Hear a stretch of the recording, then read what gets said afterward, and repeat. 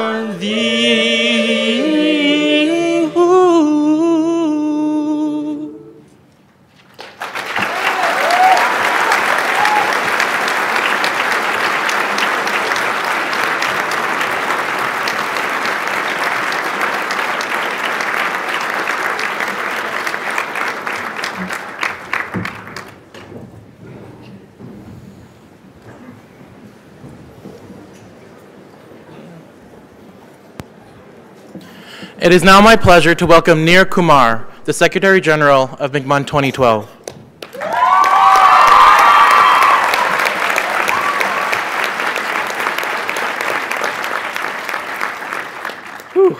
Okay. Good evening, everybody. My name is Nir Kumar, and I'm the Secretary General for the McGill Model United Nations Assembly. First off, on the behalf of the Secretariat, I'd like to welcome all the 1,300 delegates who have made the journey to Montreal to be here with us today. A very warm welcome. Some of you have come across thousands of miles and continental borders to be here with us. Others have just taken a short drive over from East Laval or Montreal somewhere. We are very excited to be hosting you today, and we're very excited to see what you guys can deliver. So first, I'd like to introduce McMUN 2012 Secretariat. On my right, after Beryl Wiseman, is Matthias Kava, our Undersecretary General for Community Affairs.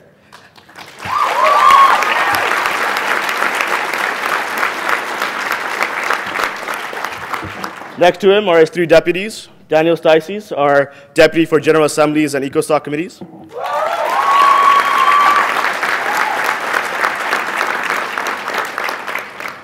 Nikhil Srinidhi, our Deputy for Specialized Agencies.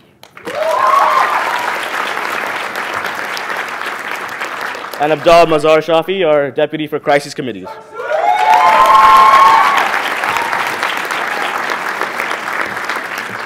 We then have Arjun Gogia, our Chief Financial Officer.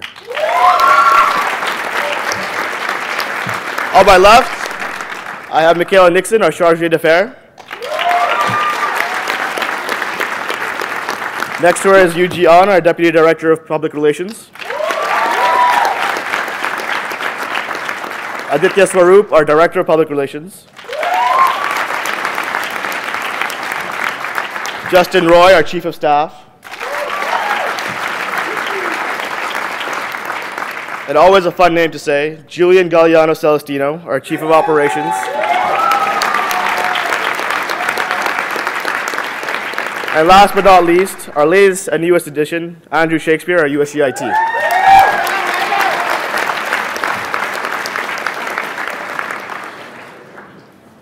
As I've already mentioned, McMUN 2012 will be hosting 1,300 delegates. These delegates will be served by 500 staffers who are McGill student volunteers. Over the last 21 years, this number has expanded to what it has become today.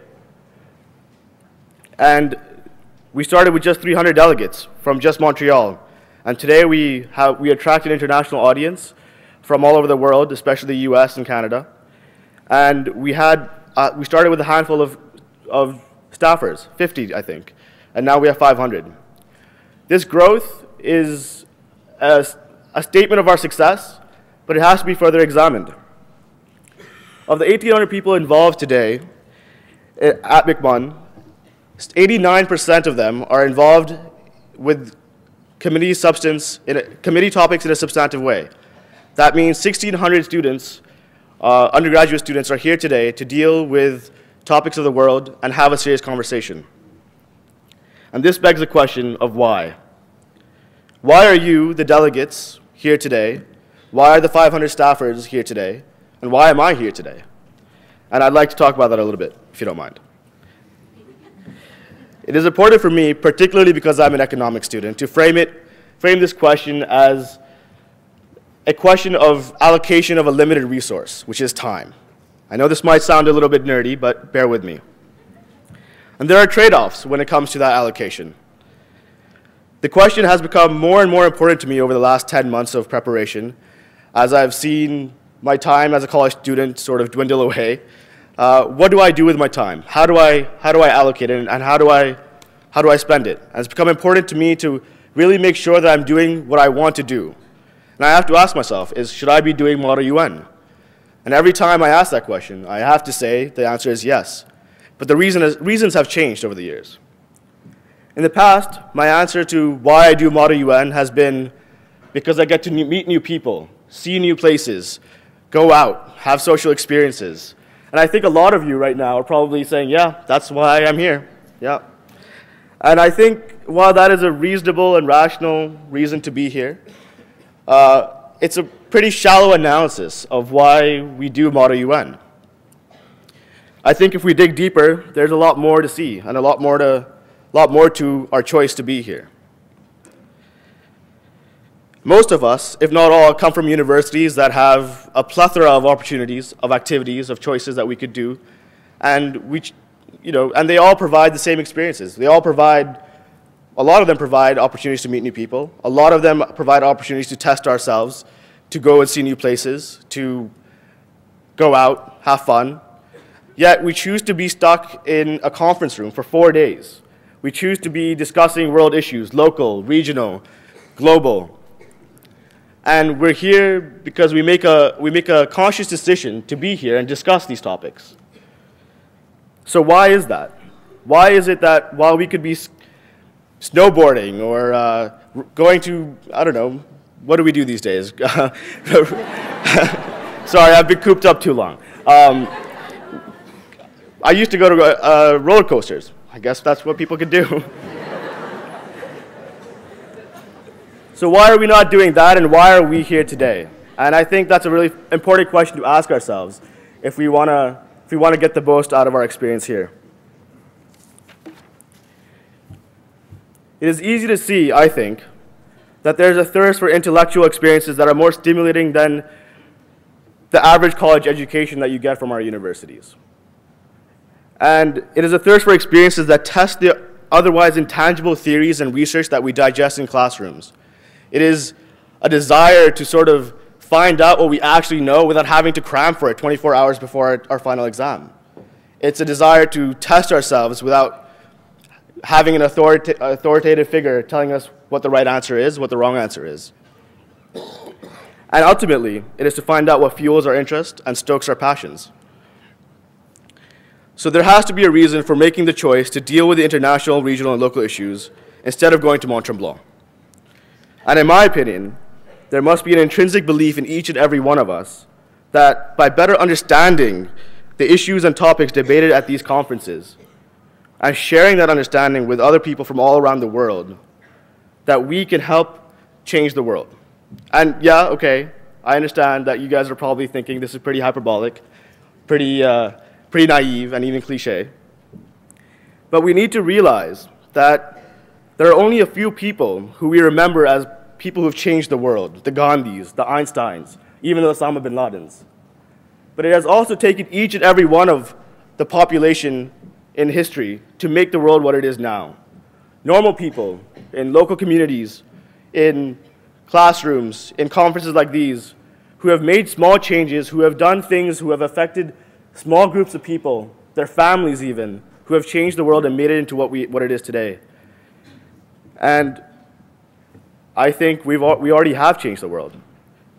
By you just being here, you have changed the world. By you making a choice to do the things you do, we have changed the world for somebody else, for yourselves. And eventually, maybe not now, maybe in 10 years, 15 years, 30 years, people will realize that change. People will realize, your grandchildren will realize, that without you, X number of things wouldn't have happened. And I think that's an important realization to have and an important thing to remember while we are here today and for the next 4 days. This past year, we've seen a dramatic change in the world. And it shows the fact that any individual or any group of individuals can cause a dramatic change. We have seen the sacrificial suicide of a Tunisian fruit vendor, which sparked the Arab Spring all across the Middle East and North Africa. We've seen the organization of mass Occupy movements against the greed of capitalism, both in North America and around the world. We've seen regimes fall. We've seen new countries born. We have seen the fundamental empowerment of the individual citizen, the empowerment of you and the empowerment of me. Over the coming weekend, you'll find that the committees at McMUN 2012 reflect this change and reflect this empowerment. McMUN 2012 has attempted to break out of that mold that emphasizes only the interests of the states or the ruling regimes or the elites. This year, we're digging deeper and asking delegates to embody the roles of intellectuals and academics, the entrepreneurs and scientists, the film directors and media stations, of heads of religion, of revolutionary rebels, so as to better see the role of the individual that are not in the highest echelons of the state regime or the international institutions. At the core of this empowerment of the citizen has been the access of information. Whether it's via social media or academic conferences such as these, information is much easier to receive, to convey, to assimilate, and understand than ever before. And this is a part of our theme that we've chosen for McMUN 2012. Information, IR's new currency. What we deal with these days, what we deal in, is information. And it empowers us. It lets us do what we do. And lets us empower the individual. MUN is a leading forum through which the motivated youth of the world learn and share information and perspectives. And it is our responsibility to create the most honest simulation, the most honest environment as to the real world into which we are graduating. I hope. With the right mixture of committees and your help, we hope to achieve that this weekend. This is why we choose to be here, why you have chosen to be here, I hope, and why others will keep choosing to do Model UN in the future. So I hope that with this said, you go into committee sessions tonight and tomorrow with a sense that you are here for more than just the people around you, for more than just the social experiences or the city. That you are here because you and I believe that we can make a difference, and that eventually we too will have left our mark on how the world is molded. Thank you.